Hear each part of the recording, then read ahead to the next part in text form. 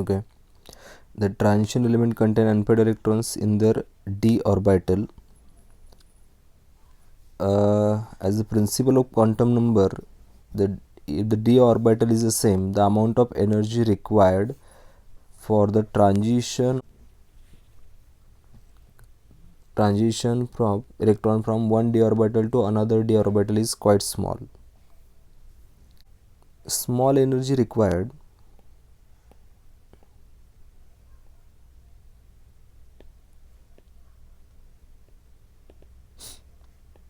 a small energy required for transition of electron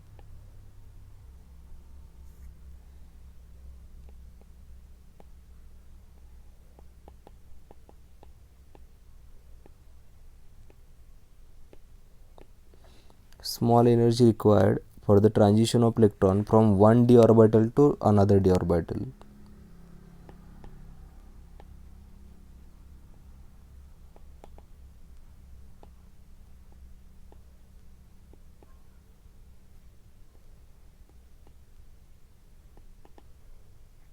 From one d orbital to another d orbital.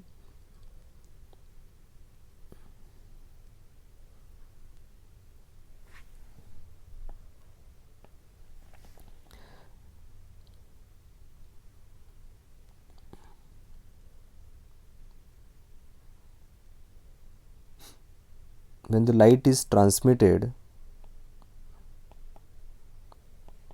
when the light is transmitted and the observed color of the compound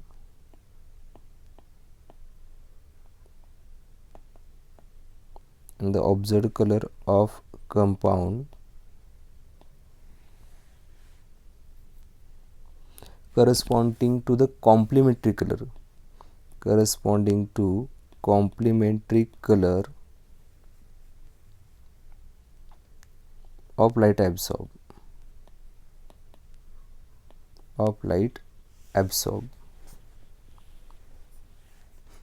That means if red light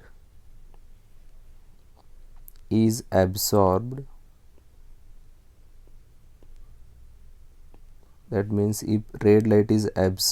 then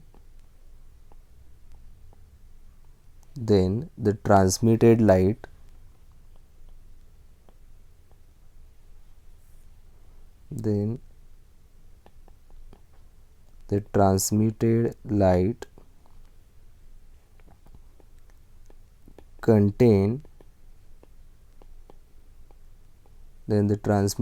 contain excess of other colors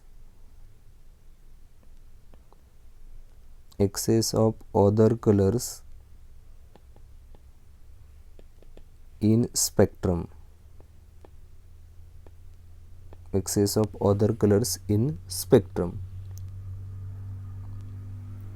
So there are some ions they having no unpaired electrons are colorless. For example, in case of Cu plus 1, its electronic configuration is 3d10, so there is no unpaired electrons, and Cu plus 1 are colorless in nature. Or like titanium plus 4, in case of titanium plus 4 there is d0 case, so no unpaired electron, and the ion is color in nature. So normally the color of transition metal ion depends upon the ligand and geometry of the complex. So color depends upon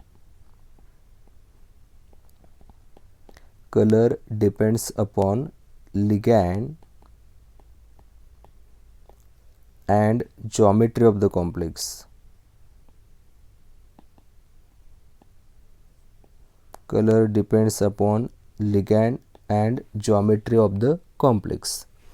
I will take another example. When cobalt chloride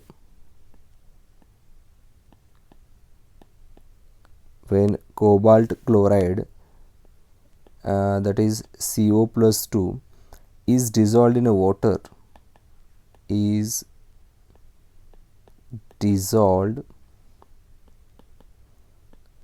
in water, it forms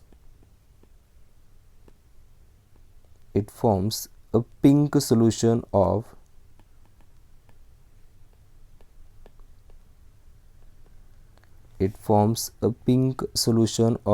the complex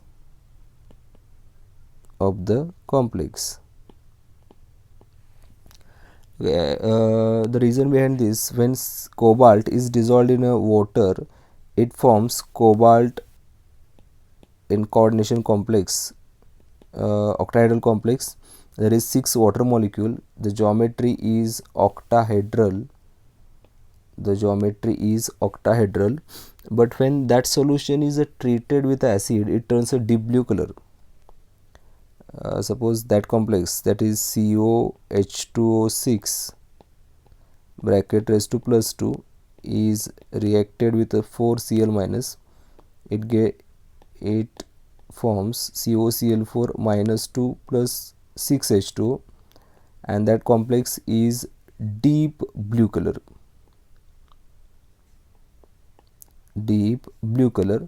So the geometry of that complex is tetrahedral. So if geometry will be changed, the color of the transition complex changes. So we can say that the color depends on the 4 factors. First one, the presence of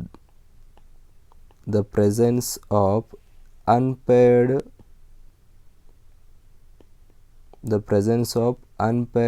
d electrons.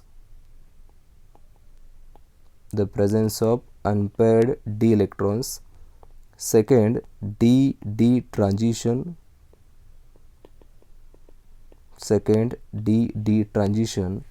Third,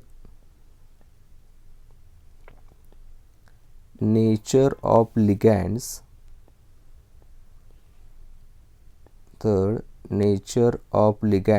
Attached to metal ion. And the last one, geometry of complex.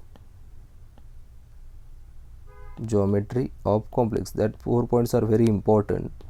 So color of any compound or coordination compound depends on 4 factor. One is known as the presence of unpaired electron.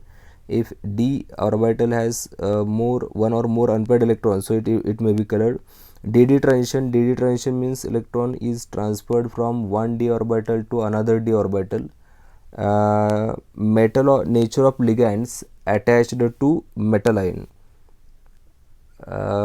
And the last one is known as the geometry of the complex.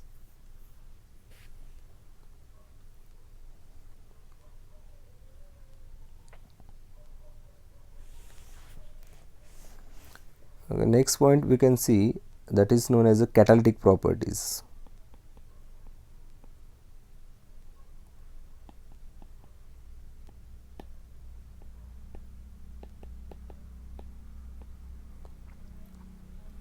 Okay, catalytic properties. The transition metals and their compounds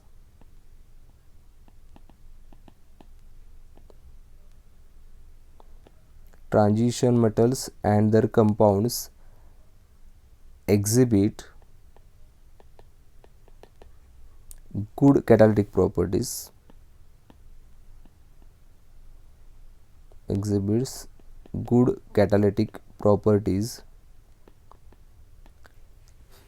And they are used in homogeneous as well as the heterogeneous catalysis, because they have participate in oxidation reduction step of catalytic reaction. They have wide range of oxidation state. They have variable oxidation state. They change their oxidation state, and the most of the compounds, the catalyst used, the transition elements used as a catalyst are Fe, nickel, cobalt, okay, palladium, okay, platinum. These are the elements are used as a catalyst in various chemical reaction, which increases the rate of the chemical reaction. So in homogeneous catalytic reaction, the metal ion participate by forming unstable intermediate. So in heterogeneous catalysis reaction, on the other hand, metal provides a surface for the reactant to react. I will take some example for the catalyst when the transition metals are used as a catalyst. So first example is in the decomposition of KClO3.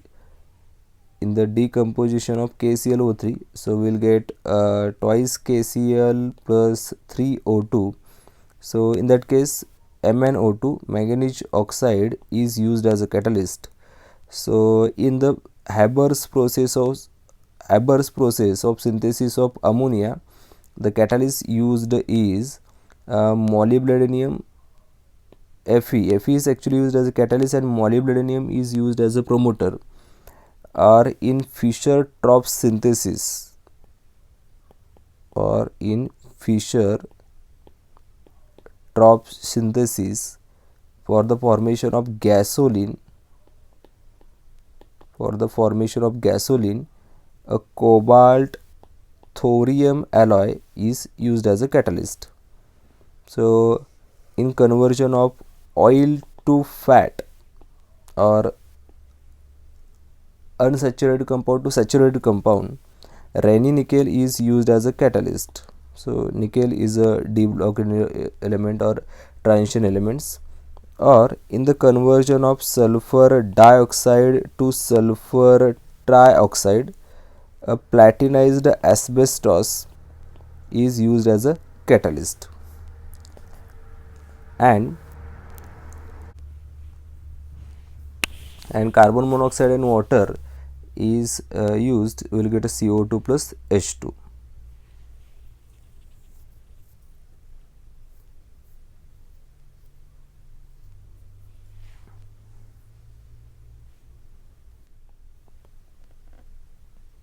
Okay, next one we can see formation of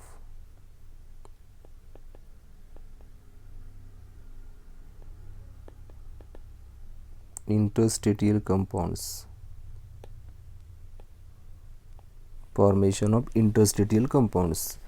When small atoms like hydrogen, carbon, when small atoms like hydrogen, okay, carbon or nitrogen are trapped in interstitial space.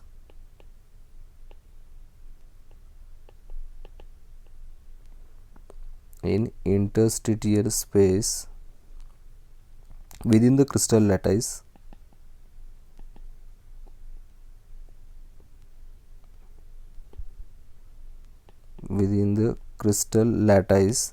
and the compound formed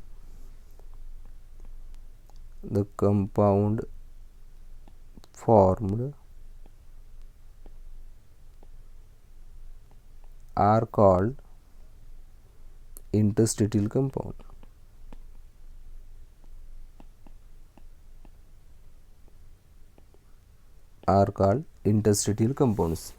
Sometimes sulfide and oxides are also trapped in the crystal lattice of the transition element. Steel and the cast iron are example of interstitial compounds. Steel and the cast iron are the interstitial compounds example. In that example, due to presence of the carbon, the malleability and ductility of iron is reduced and its tenacity increases. There are some properties of the interstitial compounds. So first, they are hard and good conductors of heat and electricity. They are hard and good conductors of heat and electricity. Okay, so second, their chemical properties are similar to the parent metal.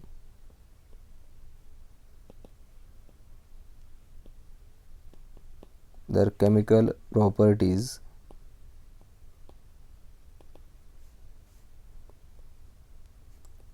are similar to the parent metal. Their chemical properties are similar to the parent metal. Their melting points are higher than pure metal. Their melting points are higher than pure metals. Their density are lower than the parent metal. Their density are lower than parent metal. And hydrides of transition metals are used as a powerful reducing agent. They are used as powerful reducing agents. Okay, so next point we can see, that is the formation of alloys.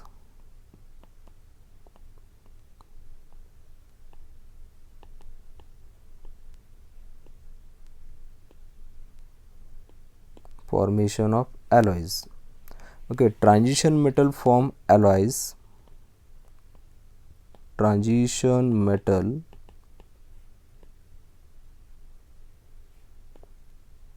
form alloys where atoms of one metal are distributed randomly in the lattice of another metal, and the metals with a similar radius and the similar properties readily form alloys. Actually, alloys are classified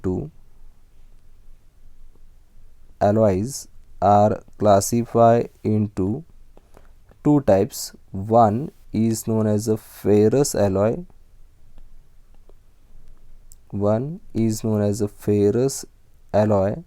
And second one is known as a non-ferrous alloy. Okay, ferrous alloy means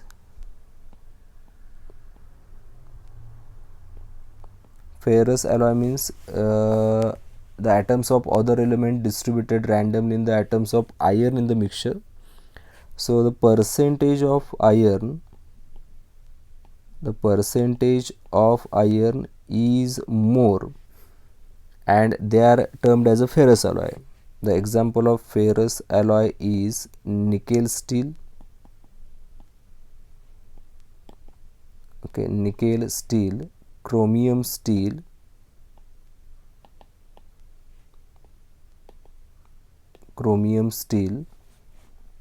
stainless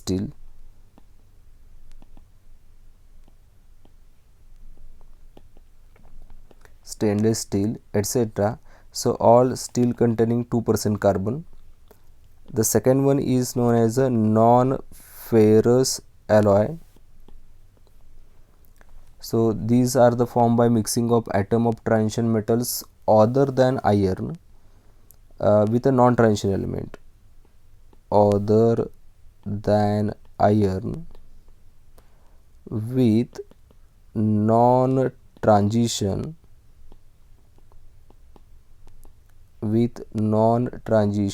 element. Example,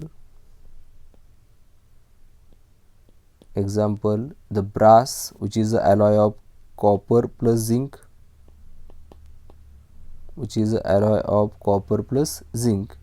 So these are the ferrous and non-ferrous alloys. There are some uses, important uses in the industry in ferrous and non-ferrous alloy. So bronze, an alloy of copper and tin, is a tough, strong, corrosive resistant. So it is used for the making statues. Bronze is used for the making statues,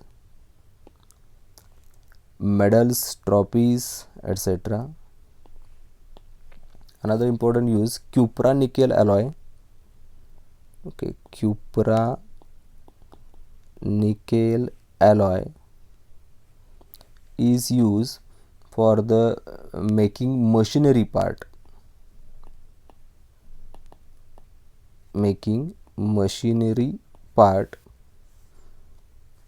Marine ships, boats, etc.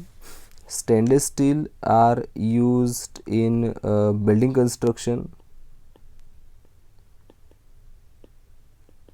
Okay, stainless steel are used in the building construction. And nichrome. Okay, nichrome is an alloy which containing nickel plus chromium are in the ratio of 80:20 are which is used for the gas turbines. This is gas turbines. And the last one, titanium alloy. Titanium alloy is used to set up at high temperature and which is used in fireproof bulk head, and exhaust shrouds.